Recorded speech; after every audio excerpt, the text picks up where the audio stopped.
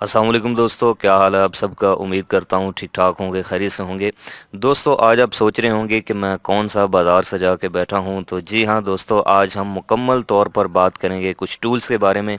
इनमें कुछ wiring tools भी शामिल हैं और वो तमाम टूल जो किसी भी इलेक्ट्रिकल वर्कशॉप या इलेक्ट्रिकल लैब या लेबॉर्ट्री के अंदर इस्तेमाल किए जाते हैं, या फिर वो तमाम टूल्स जो किसी भी एक इलेक्ट्रीशियन या टेक्नीशियन के टूल बॉक्स में शामिल होते हैं या फिर होने चाहिए, उन तमाम के बारे में मैं आपको ब्रीफली जो है वो एक्सप्लेन करूंगा। तो आज की वीडियो में दोस्तों मैं आपको बताऊंगा कि इन टूल्स के क्या क्या नाम हैं और इनको कैसे इस्तेमाल किया जाता है और ये किस काम आते हैं। तो आज की वीडियो आपने कंप्लीट देखनी है। तो सबसे पहले बात करते हैं दोस्तों स्क्रू ड्राइवर्स की, जिसको उर्दू में पेचकस भी कहा जाता है। और इसकी मदद से आप कोई से भी छोटे या बड़े पेचों को खोल या बंद कर सकते हैं। ये अमूमन दो तरह के होते हैं दोस्तों, एक होते हैं फ्लैट स्क्रू ड्राइवर और दूसरे होते हैं फिलिप्स स्क्रू ड्राइवर या फिर क्रॉस स्क्रू ड्राइवर। आपने अक्सर इस तरह के पेच देखे होंगे, इस तरह के स्क्रूज देखे होंगे। तो इस तरह के पेचों को खोलने या बंद करने के लिए आपको इस तरह का जो फिलिप्स स्क्रू ड्राइवर है उसको इस्तेमाल करना पड़ता है, जबकि इस तरह के फ्लैट स्क्रूज को खोलने के लिए या बंद करने के लिए आपको एक जो है वो फ्लैट स्क्रू ड्राइवर, जिसका मुंह आगे से बिल्कुल ऐसे सीधा होता है, इसको इस्तेमाल करना पड़ता है। स्क्रू ड्राइवर दोस्तों आपको हर तरह के साइज़ में मिल जाते हैं, छोटे भी होते हैं, बड़े भी होते हैं, इस तरह के स्मॉल साइज़ में भी होते हैं। इसके अलावा अगर मैं आपको बताऊं कि अगर आपने घर के लिए परचेज़ करना हो स्क्रू ड्राइवर, तो उसके लिए स्टार सेट इसको हम कहते हैं। इसके अंदर आपको तमाम तरह के जो हैं वो स्क्रू ड्राइवर देखने को मिल जाते हैं। इसके अंदर आपको ये फ्लैट भी मिल जाता है और ये जो इसका क्रॉस वाला स्क्रू ड्राइवर है, इसके भी मुख्तलिफ साइजेस मिल जाएगा। किसी नट वगैरह को टाइट करना हो तो उसके लिए भी आपको यहाँ पर ऑप्शन देखने को मिल जाता है, और ये सारे जो हैं वो इसके अंदर से लग कर ऐसे टाइट हो जाते हैं। तो अगर आपने घर के लिए कोई पेचकस लेना हो तो मैं आपको मशवरा दूंगा कि आप इस तरह का स्टार सेट जो है वो परचेज कर लें। उसके बाद दोस्तों हमारे पास एक और चीज़ होती है वायरिंग में, जो कि बहुत ही ज़रूरी होती है, और ये तकरीबन आपने देखा होगा कि कोई भी जो इलेक्ट्रीशियन है उसकी जेब में हर वक्त ये मौजूद होता है। इसको कहते हैं हम वोल्टेज टेस्टर या फिर टेस्टर भी कहते हैं, और ये डुअल पर्पज़ होता है। इसके अंदर इसके आगे जो है वो इस तरह का मुंह बना होता है स्क्रू ड्राइवर जैसा। इसकी मदद से आप स्क्रूज़ को भी खोल सकते हैं ज़रूरत पड़ने के ऊपर। और कुछ इस तरह के होते हैं जिसमें फ्लैट और फिलिप्स यानी कि क्रॉस दोनों ऑप्शन जो है वो मौजूद होते हैं। इसके अंदर एक इस तरह की लाइट लगी होती है, और अगर किसी पॉइंट के ऊपर किसी सॉकेट में वोल्टेज टेस्ट करने हो तो उसके बाद आप एक उंगली इसके ऊपर रखते हैं, यहाँ से न्यूट्रल आपको मिलती है, और उसके बाद आप किसी भी सॉकेट के अंदर जो है वो वोल्टेज चेक कर सकते हैं। तो अगर ये लाइट जले तो इसका मतलब ये होता है कि यहाँ पर वोल्टेज आ रहे हैं, बिजली आ रही है, तो इसको हम टेस्टर कहते हैं। बाद दूसरे नंबर पे बारी आती है दोस्तों इन इलेक्ट्रिकल कटर्स की, जिनको हम वायर कटर्स भी कहते हैं। और ये बड़े साइज़ में भी होते हैं और छोटे साइज़ में भी होते हैं, और इनका एक ही काम को होता है दोस्तों, और वो होता है कि किसी भी इलेक्ट्रिकल वायर या केबल को हम इनकी मदद से काट सकते हैं। मेरे पास एक वायर है, तो छोटी वायर्स को काटने के लिए आप इस तरह के जो है वो छोटे कटर का इस्तेमाल करेंगे, और अगर आपने ये बड़ी वायर्स काटनी है तो उसके लिए आप फिर इन बड़े कटर्स का इस्तेमाल भी कर सकते हैं। इसकी मदद से आप वायर को काट भी सकते हैं और छील भी सकते हैं। इसके अलावा दोस्तों हम बाद जगहों पे वायरिंग में पेपर कटर का भी इस्तेमाल करते हैं। वैसे तो ये कागज़ को काटने के लिए होता है, पेपर कटिंग के लिए होता है, लेकिन हम इससे वायर्स को भी जो है वो ईज़िली जो है वो छील सकते हैं। उसके बाद बारी आती है दोस्तों वायर स्ट्रिपर्स की। जैसा कि इसके नाम से ही ज़ाहिर है कि ये किसी भी तार को, किसी भी वायर को स्ट्रिप करने यानी कि छीलने के काम आते हैं, और ना सिर्फ छीलने के बल्कि काटने के भी काम आते हैं, क्योंकि यहाँ पे आप देख सकते हैं कि इसके अंदर कटर भी मौजूद है, काटने वाला ऑप्शन भी मौजूद है। और जिस तरह की वायर को आपने छीलना हो तो ये देखें कि आप यहाँ पर इसमें ये छोटे छोटे सुराख बने हुए हैं, तो जितनी मोटी आपने तार छीलनी होगी उस सुराख में रख के आप किसी भी वायर को स्ट्रिप कर सकते हैं, छील सकते हैं। जैसे ये मेरे पास एक वायर है, तो मैं इसको बड़ी आसानी से जहाँ से भी चाहूँ काट भी सकता हूँ इजीली। और अगर मैं इसकी इंसुलेशन रिमूव करना चाहूँ तो ये देखें मैंने इसके बड़े वाले सुराख में डाल के उसके बाद सिंपल इसको ऐसे स्ट्रिप कर लेना है, तो उसके बाद ये वायर की इंसुलेशन बड़े आराम से उतार देगा।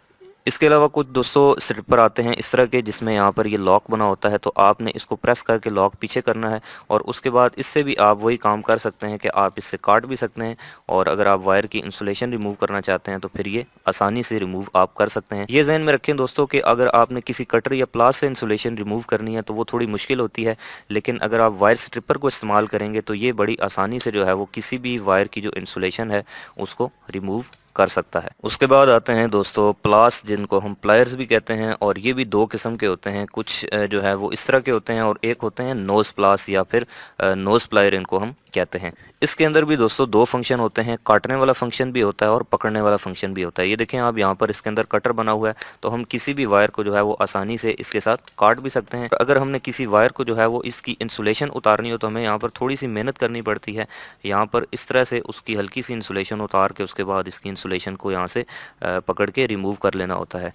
और उसके बाद आप चाहते हैं कि ये जो इंसुलेशन हमने इस वायर के ऊपर से, इस कंडक्टर के ऊपर से जो उतारी है, इसको अगर हम ट्विस्ट करना चाहते हैं तो उसके लिए आप इसको यहाँ से प्लायर से पकड़ के इनको आपस में इस तरह से ट्विस्ट कर सकते हैं। सेम यही काम दोस्तों आप नोज प्लायर की मदद से भी कर सकते हैं। इसकी मदद से भी आप काट भी सकते हैं और वायर की इंसुलेशन को जो है वो छील भी सकते हैं, उतार भी सकते हैं। लेकिन नोज प्लायर का दोस्तों काम ये होता है, जैसे कोई ऐसा सर्किट है जहाँ पर बहुत डीप में आप कोई काम कर रहे हैं और वहाँ पे आपका स्क्रू वगैरह गिर गया है, तो आपको उसको जो है वो आप इजीली इस तरह से पिक कर सकते हैं, उठा सकते हैं। इसके साथ साथ दोस्तों मैं आपको एक और तरीका बताता चलूँ कि बाद लोग जब किसी भी वायर की इंसुलेशन उतारते हैं किसी कटर या प्लास की मदद से, तो उसको पहले ऐसे नरम करने की कोशिश करते रहते हैं। तो इस चक्कर में ये होता है कि आप देख सकते हैं कि यहाँ पर कुछ जो कंडक्टर्स हैं वायर के वो डैमेज हो जाते हैं, और जब आप इसकी इंसुलेशन ऐसे बहुत ज़ोर लगा के जो है वो उतारते हैं, तो उसके बाद अगर ये 7 कंडक्टर हैं तो पीछे 3 या 4 रह जाते हैं। तो मैं अभी आपको किसी भी वायर की इंसुलेशन बड़ी आसानी से उतारने का तरीका बताता हूँ। उसके लिए ये है कि आपने जितनी भी इंसुलेशन उतारनी है उसको यहाँ से उतने हिस्से को किसी प्लायर की मदद से मजबूती से पकड़ लेना है। उसके बाद आपने कटर की मदद से यहाँ से इसको बिल्कुल इसकी जड़ से यानी कि बेस से पकड़ना है और ऐसे थोड़ा सा प्रेस करके उसके बाद यहाँ से वायर खींच लेना है। तो ये आप देखेंगे कितनी आसानी से इस वायर की इंसुलेशन जो है वो रिमूव हो चुकी है। बाद ये ट्वीज़र है जिसकी मदद से आप जो है वो छोटे छोटे स्क्रूज़ को और छोटे छोटे इलेक्ट्रॉनिक कंपोनेंट्स को किसी भी सर्किट के दौरान जो है वो किसी भी सर्किट के अंदर काम करते वक्त उठा सकते हैं, पिक कर सकते हैं और एक जगह से दूसरी जगह उनको आप शिफ्ट कर सकते हैं। तो इसको हम कहते हैं ट्वीज़र। की चीज़ है दोस्तों हेक्सा ब्लेड, जिसको लोग आरी ब्लेड भी कहते हैं, और आप जानते हैं कि इसकी मदद से जो है वो हम किसी भी पाइप को, किसी भी चीज़ को जो है वो किसी भी प्लास्टिक की चीज़ को या लोहे की चीज़ को आसानी से काट सकते हैं। ये वैसे भी इस्तेमाल हो जाता है और वैसे इसके अलावा इसका एक फ्रेम होता है जिसको हम हैक कहते हैं और इसको सा कहते हैं। तो इस पूरे कॉम्बिनेशन को हम हैक्सा कहते हैं। उसके अंदर भी आप इसको लगाकर यूज़ कर सकते। बात है दोस्तों एक बेसिक DMM या डिजिटल मल्टीमीटर, जिसकी मदद से आप डिफरेंट इलेक्ट्रिकल पैरामीटर्स जैसे कि करंट, वोल्टेज और रेजिस्टेंस और इसके अलावा किसी भी सर्किट की कंटिन्यूटी को चेक कर सकते हैं। तो डिजिटल मल्टीमीटर के ऊपर दोस्तों मैं एक डिटेल्ड वीडियो बना चुका हूं, तो अगर आप वो वीडियो देखना चाहते हैं तो यहाँ पे जो आई का आइकन है उसके ऊपर भी आप क्लिक करके वो वीडियो देख सकते हैं। फिर इस वीडियो की डिस्क्रिप्शन में उस वीडियो का लिंक है, वहाँ पर भी जाके आप वो वीडियो देख सकते हैं। इसी तरह एक और हमारे पास टूल है जिसको हम कहते हैं सोल्डरिंग आयरन, और उर्दू में इसको कहते हैं काविया। इसकी मदद से हम डिफरेंट इलेक्ट्रॉनिक और इलेक्ट्रिकल कंपोनेंट्स के दरमियान जो है वो टांका लगाते हैं सोल्डरिंग वायर की मदद से। इसको जो हम 220 वोल्ट देते हैं, ये हीटअप होता है, इसकी जो पिन है ये गर्म होती है और उसके बाद हम डिफरेंट इलेक्ट्रॉनिक कंपोनेंट्स को इसकी मदद से हम जोड़ सकते हैं, टांका लगा सकते हैं। और अगर हमने उसको डीसोल्ड करना हो, टांके को रिमूव करना हो, तो उसके लिए हम ये शक्कर इस्तेमाल करते हैं।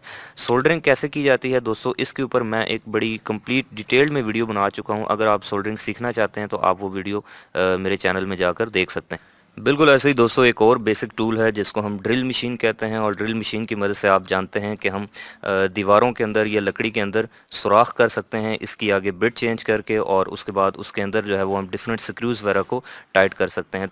तो ड्रिल मशीन एक बेसिक टूल है दोस्तों जिसकी मदद से आप जो है वो दीवारों में सुराख करते हैं और उसके बाद अपनी जो लाइटिंग है जैसे कि बल्ब, ट्यूब लाइट्स वगैरह को हैंग करते हैं। आपको दोस्तों जो चीज़ें नज़र आ रही हैं इनको हम कहते हैं रेंच, इंग्लिश में रेंच कहते हैं, और इसकी दो टाइप्स होती हैं। एक ये एडजस्टेबल रेंच होता है, इसको आप जब लूज़ करते हैं तो इसके जो जाज हैं ये खुलना शुरू हो जाते हैं, और जब टाइट करते हैं तो ये बंद होना शुरू हो जाते हैं। इन रेंच की मदद से आप नट या बोल्ट्स वगैरह को, जो बड़े नट और बोल्ट होते हैं, उनको लूज़ कर सकते हैं, खोल सकते हैं या फिर टाइट कर सकते हैं। और ये जो रेंच है इसको हम पाइप फिटिंग के अंदर इस्तेमाल करते हैं, क्योंकि वहाँ पे आपको पता है कि बड़ी बड़ी एल्बोज वगैरह होती हैं, तो उनको खोलने और बंद करने के लिए इस तरह का रेंच इस्तेमाल किया जाता है। ये जो मेरे हाथ में इस वक्त दोस्तों किट है, ये एक एल्की सेट है, इसको एल्की सेट बोलते हैं।